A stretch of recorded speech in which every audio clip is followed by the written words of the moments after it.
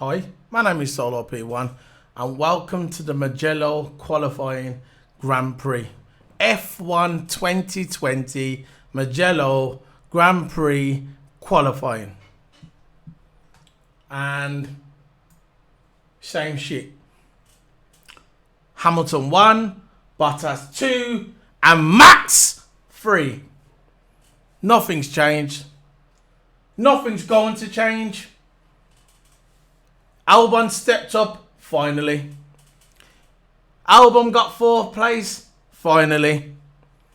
Albon is going to support Max Verstappen, finally. Maybe he's turned over a new leaf.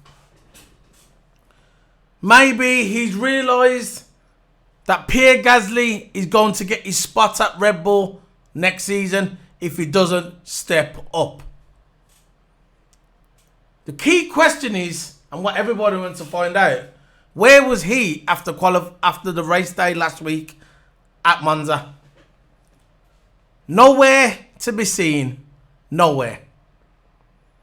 Was he in the toilet? No. Was he in Christian Horner's changing room? No. Was he in Christian Horner's shower room? No. Was he down the road picking his toenails? No. Was he playing football with Esteban Ocon? No. Where was he? Nowhere to be seen. He's disappeared for 1 week. No one's seen him. Christian Horner hasn't seen him. Max Verstappen hasn't seen him. I haven't seen him. You haven't seen him. The audience. Where has he been? Because he's come back potentially as a new man. He's got his car right behind Max Verstappen. He starts on the second row of the grid. Second row. Could he get a win? No. Could he support Max Verstappen? Yes, he can. This is Red Bull's only chance to support. This is Red Bull's only chance to maybe eke out a win. Or even split the Mercedes at least. Because most of the races, Max is there up on his own. Albon's in 10th, 11th, 13th, wherever he is. Always at the back. But this time, he's starting on the second row of the grid. So they can try and split the Mercedes on strategy. Which is possible. It's not impossible. But yeah. It's going to be an interesting race tomorrow. It will be interesting. Most of these drivers have never driven here before in a Formula 1 car. You've had testing. Charles Leclerc's done testing here for Ferrari. This is a Ferrari testing track. This is where they test the cars during the winter break. They test the cars here to do the thing. So, Charles Leclerc, he's comfortable in his track. Shame about his car though. Imagine now if he had a great car underneath in Charles Leclerc. He would definitely favourite to win this. Along with Lewis Hamilton, maybe. Definitely. Charles Leclerc, nice if he was in a Ferrari like he was last year. In that questionable straight line speed. When he was at Monza. And when he was at Spa. And he got them 2 back-to-back wins. In that questionable car with the questionable oil. Imagine him come to Mugello now. With all the Tifosi watching him. Winning this race. He would be a magical just to watch. I'm not even a Ferrari fan either. But it will be magical to watch. But now, all he can do is do his best, Charles Leclerc. If he finishes in the top 8 in that dog shit car he's got, he's done well. He has done well. But was I excited for this qualifying? No. The only part of this qualifying that I was excited about is just seeing the track. To see where the drivers end up. For me, Bottas was the favourite to win this qualifying. If you don't agree with me, you're a moron. He beat Hamilton. I know people are going to say, yeah, but he's beat Hamilton in practice 1 and 2 before. And then when he gets to practice 3, he falls away. Yes, agreed. But he wasn't like that this weekend. Practice 1, 2 and 3. And Q1. Q1. He was the fastest all the way up to... As soon as Q2 and Q3 started, the bad luck started to kick in for Valtteri Bottas. he must have thought, oh my gosh. For me, if it wasn't for Esteban Ocon spinning off, Bottas would have got it. Bottas would have won this. To me, he would have got pole. I'll be like, yeah, but Hamilton says he's best to last. No! Not this time. For me, Bottas would have got pole if it wasn't for that coming out. Wasn't for Esteban Ocon coming out. Spinning off into the middle of the track and then the flag, then the light come off and then that to slow down. That compromised Bottas' lap in my opinion. And he did compromise, but if that wouldn't have come out, if Ocon wouldn't have spun, for me, Bottas would have got the pole. I don't know, look, I'm a Lewis Hamilton fan, but I'm fair. And I could easily come out here and say, you know what, Bottas, nah, he wouldn't have got it, Hamilton would have. Nah. I think Bottas would have got it. I think Bottas had his number this weekend. And it just did, it just didn't happen for him. It just didn't happen for him. Maybe he's like Nico Hülkenberg. Maybe he just got that bad luck. You know, I know Fingers, his mentor, Mika Häkkinen, to me, one of the greatest drivers that ever stepped foot in a Formula 1 car. Should have been more than a two-time world champion. And he retired way too young. But I know he's his mentor, but he's not Mika Häkkinen, is he? He's not even Kimi Räikkönen. He's not even Kimi Räikkönen. And maybe it's just not meant for him to win the world championship. It's just not meant for him. Look, he's getting a big fat payday. He goes on with his girl. Millionaire. Never have to work in his life again. He's got all his life sorted out for him and his children, his grandchildren. He's fine. He ain't got grandchildren yet, but eventually he's going to have grandchildren. And they'll be sorted as well. So he doesn't have to worry about it. He doesn't have to worry about nothing. He's in the best team in the world. Best team ever in the world. And I know a lot of Ferrari fans are going to come out there and be salty and come to me and say, nah, Ferrari's the best. They've done this, they've done that. No. Get your head out of your ass. Ferrari hasn't won nothing since 2007, 13 years ago. 1-3, 13 years ago. Double digits. 13 years ago, and the last guy who done it was Kimi Räikkönen. There's a lot of gaps in your history if you look at it. From 1950 to 1960, 70s, 80s, 90s, 2000s. There's a lot of big gaps there. It's not like Ferrari, but the only run they had was Michael Schumacher. Apart from that, it was all sketchy. And even when Michael Schumacher won them 5 world titles, questionably, there was a lot of, especially with the Montoya incident, when Montoya should have won the title in 2003. The uncrowned champion, won Montoya, not Williams, BMW Williams, should have won the title that year. But a couple of head games, Michael Schumacher won, notching him off in the corner. Oh, I didn't see you there, mate. Oh, yeah, you're right.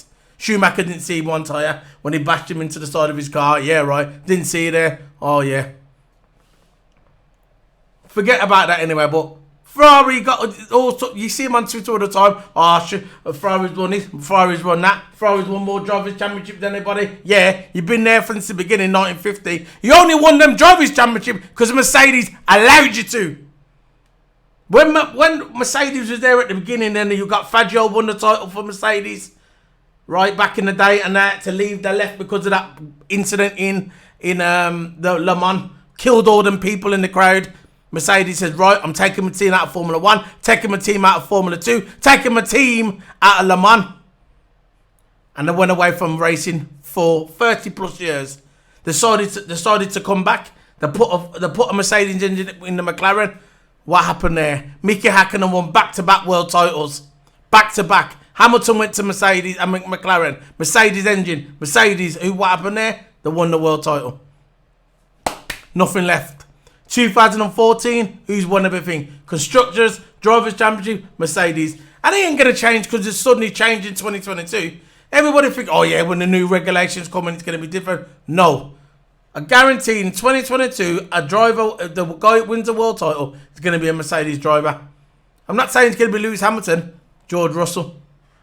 For me, George Russell, the second best driver on the grid. People are going to go, it's Lando Norris. No, not Lando Norris, George Russell. Lando Norris needs to stop making helmets and concentrate on his racing, because if he makes any more helmets, he's going to have to build a new house to put his helmets inside. That's the way it's going to play off. Every time we go to Italy, I'm going to have a new helmet. I have a pizza on it. I'm going to go to Spain. I'm going to have a bull on it. I'm going to go to Silverstone. I'm going to have fish and chips on it. I'm going to go to Japan. I'm going to have sushi on it. I'm going to go to China. I'm going to have the Great Wall of China on it. How many helmets does this guy have to make? We get it. You like designing your own helmets, but like I said, you're going to have to build a brand new house. Forget the shed. You're going to need a house, bricks and water on there to put your helmets in. Because that's how it's going to play out. How about you concentrate on the race and stop making helmets? And try and win a race. More races. Just a thought. I know a lot of Lando fans out there are going to go, oh yeah, but Lando, I don't give a shit. Okay? It's racing, not designing helmets. Okay? Just go out there with a black helmet. That'll do. Black helmet, put on the front, Black Lives Matter. There you go. There's one for you. If he's watching this, get a helmet. You don't have to, there's no thought into it. Just get a black helmet, put on the front, Black Lives Matter. Done. Easy. Easy design. Anyway. George Russell. Second best driver in the grid. Don't watch him because he's in a Williams. When the next world champion is going to be after Hamilton, it will be a Mercedes driver and it's going to be George Russell. George Russell, mark my words. George Russell. I'm saying it now. So, we're going to get into this qualifying. Nothing left to... Look, there you go. No notes needed. Q1, Russell was going for almighty lap in Q1 to try and get into Q2. And he would have made it into Q2 if he wouldn't have spun off into the gravel. But that's just the way it is. He spun off into the gravel. Look at George Russell, his record. He's been at Formula 1 for 2 years. This is his second season. Kubica couldn't beat him in qualifying. Never. And now Latifi can't beat him. Latifi's nowhere near. He spun off. He spun off into the gravel. He managed to get his car back onto the track. And he still out-qualified Latifi.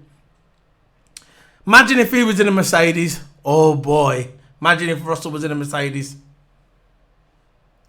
Gasly comes out of Q1. So his honeymoon's over. His honeymoon period's over. He won Monza, for me, he deserved it. What a journey this guy's been on. If Red Bull don't want him, someone else will want him. But I still think he's going to Red Bull. I don't care if Gasly finished 4th. That don't bother me.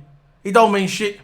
Race what matters. We'll see where I don't care if Albon finished 4th in qualifying and he's on the second row of the grid. Let's see where he finishes tomorrow in the race. You've had people finish on the front row and they ended up coming 10th or 11th. Let's see what happens. Let's see if he's got the kahunas, right? The balls to hold out in the race. Just like the Mickey Hakkinen all them years ago. How did you out-qualify Senna that time? He out-qualified Senna. I think it was a 91. 92 or 93 season, one of them. Yeah. And he said to Mickey Hakkinen, now there was an interview Mickey Hakkinen after the qualifying session. They said to him, how did you out-qualify Ayrton Senna? And he goes, balls. Balls. And let's see if the Red Bull driver of Albon has got the balls to perform tomorrow. Let's see how it goes. So Gasly was out of Q. I'm going back to qualifying. Gasly's out of Q1. Didn't make it, disappointed. His engineer, his team manager was saying he had a lot of oversteer in that car. He was struggling with grip. And he's out. And it's a shame. But again, it's the race what matters. Let's see where it ends up in the race. Qualifying, look, when the race starts tomorrow, qualifying don't mean shit. Let's see how it goes tomorrow. Bottas fastest time in Q1, and I thought, here we go, he's getting pole. He made it a triple header. He got the three fastest times in practice, 1, 2, and 3. Now he's coming here and he's got the fastest in Q1. So here we go.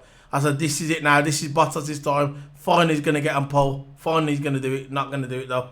Q2, Lewis getting faster. They got a 1:15.3. 1:15.3. And Bottas was just underneath him. Weren't good enough, and he was out. No, not out, but that was his record gone. He got the fastest track record now. Hamilton come and beat it and got a 1:15. He got a 1:15.3. And at the end of Q1, Norris was out, Kubica was out. Oh, Kvyat out. Kubica, he's not even racing. Kvyat, Raikkonen was out. Raikkonen saying that he wants to stay maybe stay a bit longer. Me, I think he should just retire. The guy's 41 years of age. Let someone younger come in and take his place. If you want to keep Antonio there, the moron, Antonio Giovinazzi, if you want to keep him there, keep him there. But Mickey Schumacher has to be in that car next year. This guy, I'm not saying he's going to be as good as his dad. There's not many people who's going to be as good as his dad. There's not many people out there as good as his dad. Only two or three, in my opinion, if they are. That's Lewis and Senna. But maybe I think Mickey Schumacher was just as good as Hamilton and Schumacher. Mickey Schumacher. I just think that Mickey Hakkinen should have stayed a bit longer. But anyway, Mick Schumacher needs to be in that car next year. If that's Kimi going, so be it. He's been there 20 years. I'm sure he enjoyed 20 years of service in Formula 1. I'm sure his bank balance is comfortable after 20 years. He's 41 years of age. Move on. Let it go. You're not going to get another podium. You're not going to win another race. You're not going to get into Q3 again. Let it go. Move on and let someone young come in and replace you. And I think Mick Schumacher should go to Formula 1. If they want to get rid of Antonio, I don't really give a shit what to do with Antonio. When Mick Schumacher goes there, in my opinion, Mick Schumacher's going to out-qualify him anyway. Some people out there don't like Mick Schumacher. I think he's a good driver because he's only there because of his dad. Of course he's only there because of his dad. But he's a good driver. Remember, it don't matter how much money you have.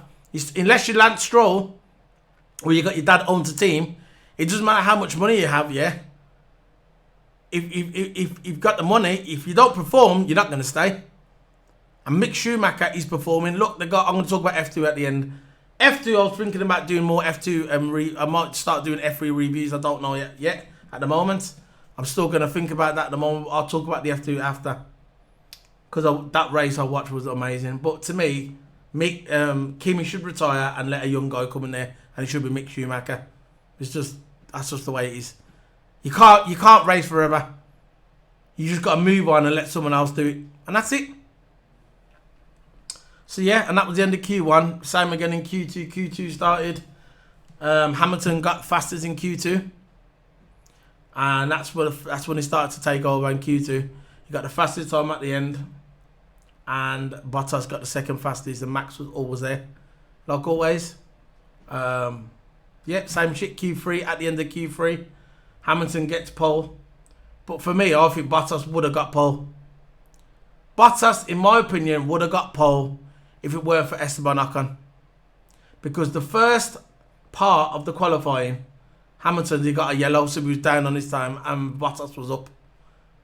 Bottas was saving the best to last, but what happened? Ocon spun off. Same place where Lando spun off. Same place where oil will spin off. When the player settle Corsa, oil will spin off there. And that compromised Bottas' lap. The flag come out there to slow down, that to coast. And he lost time, and Hamilton got the pole. For me, Bottas should have got the pole. I know I'm a Lewis Hamilton fan, I'm a Mercedes fan. But for me, Bottas, it would have been nice for Bottas to get pole. For finally, he beat Lewis Hamilton. I know he ain't going to win the title. We know that. I think he knows that. He's not a complete moron. He knows he's not going to win the title. But for me, Bottas should have got pole. But that's just racing. Racing can be cruel sometimes. It can be cruel. And at the end, Hamilton got pole. 95 poles. He's got more poles than anyone at a single team as well. So he's got more poles at a single team than Senna and Schumacher. That is amazing. Look, before he retires, he's going to be on 120 poles before that guy retires. Who knows when he's going to retire? Long as he's got the car underneath him and Toto's there and they keep performing, and Mercedes are going to keep performing. They've got the best engineers in the world. British engineers, German engine, British chassis. What more do you need? The German and the British working together and the car. It's only going to be one outcome, and that's win. They're not like passionate like Ferrari. Ferrari always get emotional and passionate. That's the problem that Ferrari have. And I've always said it. I know they're a legendary team. They've been there since the beginning. Everybody knows about Ferrari. I love the cars. The road cars, I think Ferrari road cars are one of the best in the world. I love the road cars. One of the best in the world. The road cars, I love them. But the only thing with Ferrari F1 team, they get, you know, it's like they're too emotional. They get too passionate and don't keep the eye on the prize. And that's cost them. And this is why Ferrari are in this problem. They're in this problem now. They're in this problem. They're in this hole because they get too passionate. See when Mercedes, the British engineers, German, whatever, yeah. When they lose, they're going. When they lose, they come back even stronger.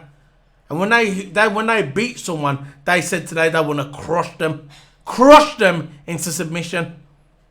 But with Italians and the flipping Ferrari team, they're all too. They get too emotional. Too emotional. And it affects the work. See, when Ross Brawn was there, the British guy, the guy's the head of the FIA.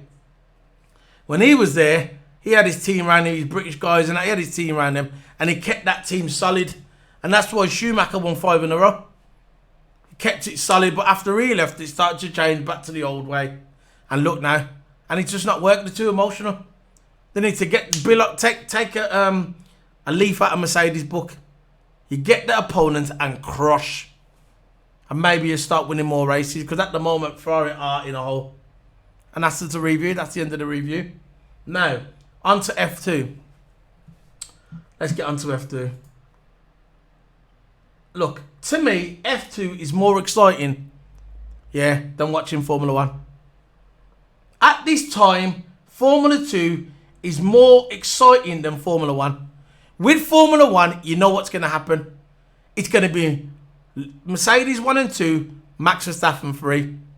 Everybody knows that. But with Formula 2, every race is different. You don't know who's going to win. Because you're at the beginning, that doesn't mean you're going to win. Today we had 2 safety cars. Mazepin winning the race, to me, deserved it. He should have won the race in Spa. But he never. And to me, he got robbed. I don't. People are gonna say, yeah, but he put him off the track. Not in my opinion, never. I think that he should have won that race, and he had that race stole for him, Mazepin. But he won today. But for me, driver of the day was Mick Schumacher. He started off in 13th or 14th or whatever, wherever he was, and he ended up getting 5th place. He's now leading the Drivers' Championship, Mick Schumacher. There's only 3 races to go. Well, 6 races, 3 events, because they have 2 races, an event. They have the normal race and they have the sprint race on a Sunday. 6 races. And for me, look, what I got left now, they got Sochi.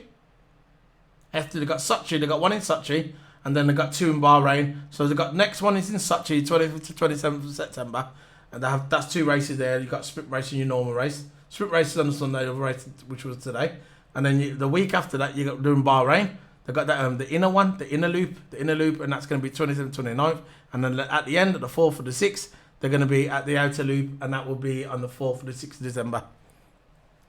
So that's 6 more races left, and Mick Schumacher, I think, is leaving. He's the top. Let me see the standings. You got Mickey Schumacher on the top. He's got 153 points. Second, you got Cameron Eilert with 149. Third, Schwartzman. Everybody talks about this Schwartzman, but he didn't win today, did he?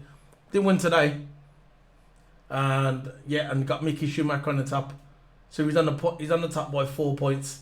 The top 3 between them 3 to win the title. Mick Schumacher, Cameron Eilert, and third, Schwartzman.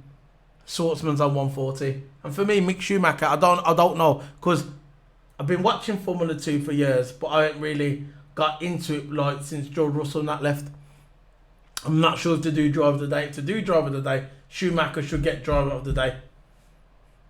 Because that guy come back, he got 5th place, and now he's leading. He only needed 6 to lead the Drivers' Championship, but he got 5th. Just like his dad. Listen, just like his dad used to do when he used to drive. You don't always have to win a race to win a championship. Long as you can get points on the table is enough to win the championship. Just like when it was, I think it was 2000, Mickey Hackenham's last race. And it was an American track, the Daytona track it was. First time they went there and the only time they've been there. Famous track in America without the NASCARs and that. They went there, done a Formula 1. Yeah. And he didn't win the race, Mickey Schumacher did. But it was enough points for Schumacher, yeah, to win the title. Because he knew if he got them points, If he comes second or third, it'd be enough to still win the title, and that's what happened. And this is like, it's just like Mickey Schumacher. He didn't win the race to come fifth, but it was enough points for him to win, to be on top of the table. I know there's a long way to go, 6 races to go, 3 events, but he's still in prime position to win the title. And if he wins the title, that's a given. He's going to Formula 1, he's going to Formula 1 anyway. But if he wins the title, right, he's definitely going there. That'd be a dead cert. So that was just a little mini review of the F2, which I might start doing reviews. But if I do the reviews, usually I do my F1 reviews on the Sunday. But if I do the reviews of F2, it'll be on the Monday. So let's do the qualifying results. We've got Hamilton. Let's bring it around here.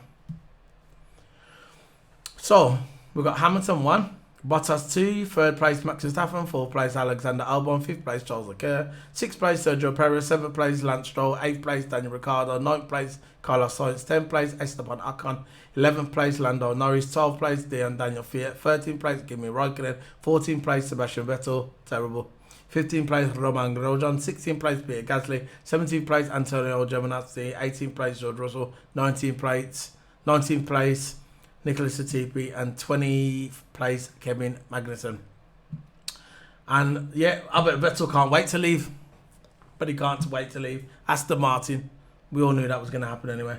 So we've got the top 3 drivers. We're going to start from 3rd place all the way to the top. So we've got 3rd place Max Verstappen. Very good job. Claiming not much to find.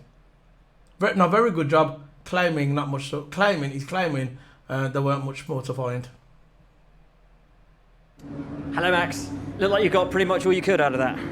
Yeah, I think more or less we did a good job the whole weekend. The car was quite good.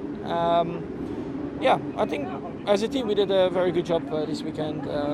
There's not much more I think at the moment, to find. So I'm very pleased with this weekend compared to last weekend. Yeah, big difference between last weekend and this weekend. Hopeful for the race tomorrow?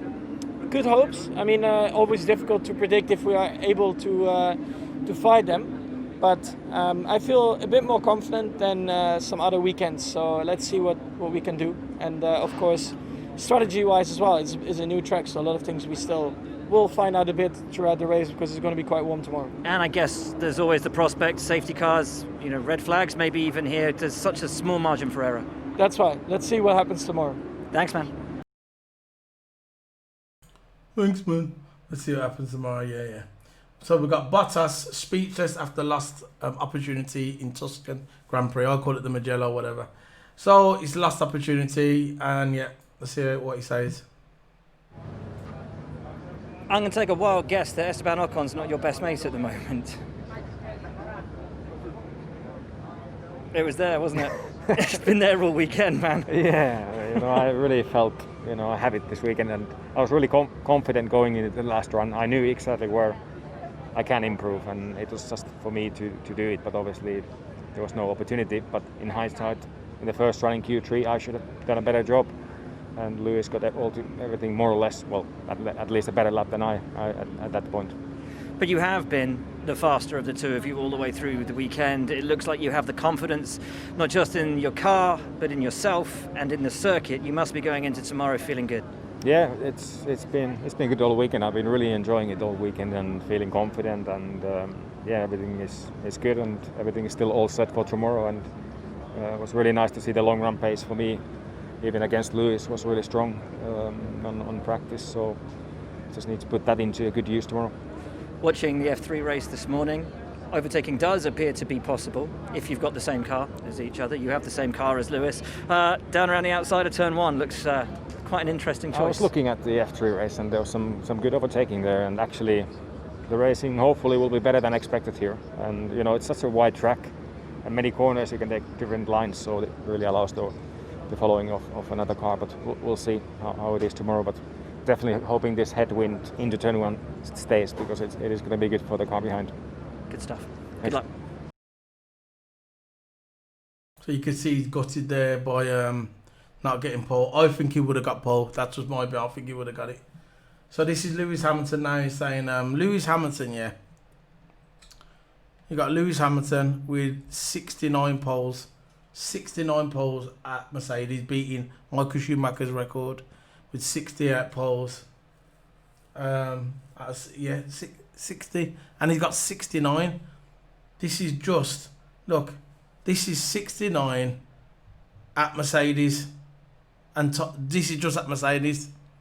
So he's got more poles than Michael Schumacher had when Michael Schumacher was at Benetton, and he was at Ferrari. Even combine them two together, he's got more pole positions just at Mercedes.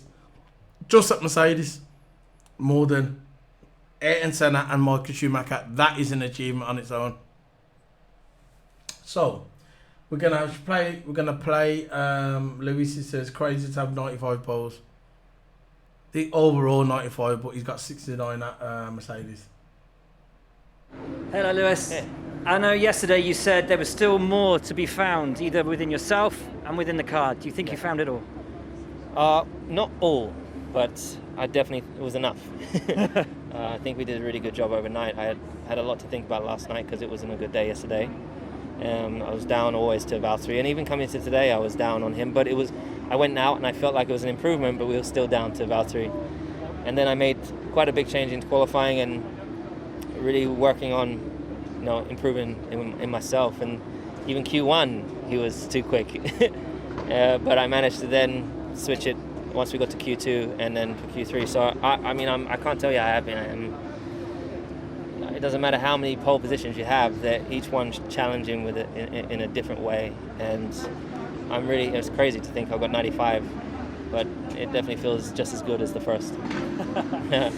It must do. As you say, Valtteri's been on it all weekend. He says he's actually not so disappointed about being to the side or even behind of you at the start with the headwind. Yeah. He thinks that might really help him out down on that run down to turn 1. Yeah, I just got to try and make my car as wide as possible, I guess. And yeah, it's not an easy start for sure. It's very long, like Hungary or something like that into turn 1, and it's uphill and a headwind. So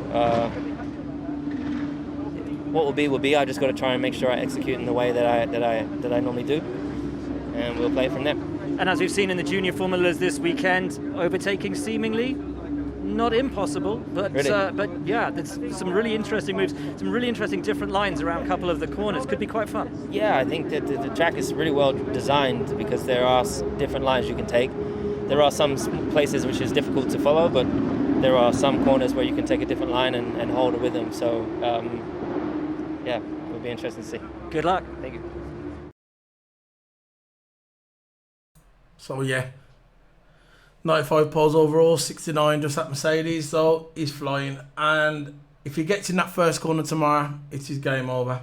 And this is the end of the review. Sorry I didn't go into detail of the race. Nothing really to go into. It was just a straight qualifying session like we've had all season. So that's it. Hopefully tomorrow I'm going to go into more detail on the race. I can't wait for the race really tomorrow. It's going to be interesting, especially in that first corner.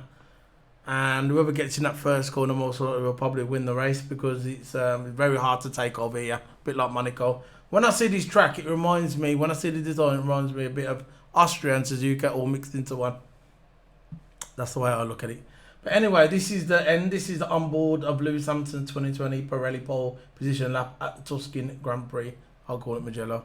It is in Mugello, but I'll just call it Mugello Grand qualifying. So yeah, we're going to get into that. I'm going to disappear like I always do here. And I'm going to play the onboard lap of Lewis Hamilton. And don't forget to hit the subscribe button, like, comment. See you later, guys. Bye. Adverts.